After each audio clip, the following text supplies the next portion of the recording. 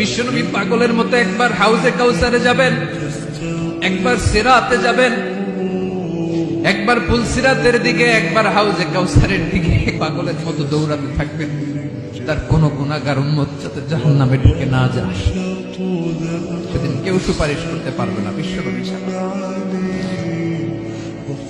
এজন্য 5 নম্বর আল্লাহ বললেন, মান যাল্লাযী ইয়াশফাউ ইনদাহু ইল্লা বিইযনিহি।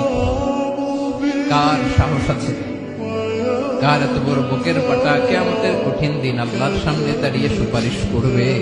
কারো ক্ষমতা নেই, কারো ক্ষমতা নাই। বিশ্বনবী সিজদায় পড়ে উম্মতের জন্য কাঁদবেন, সবাই কাঁদবে, নফসি নফসি, আল্লাহ আমারে বাঁচাও, আল্লাহ আমারে বাঁচাও। বিশ্বনবী বলবেন, উম্মতি উম্মতি। বিশ্বনবী আমার জন্য কাঁদবেন, আপনার জন্য কাঁদবেন, আমাদের জন্য সেদিন কেঁদে কেঁদে জাহান্নামের দরজায় দাঁড়িয়ে আমাদেরকে টেনে টেনে জান্নাতে ঢুকাবেন।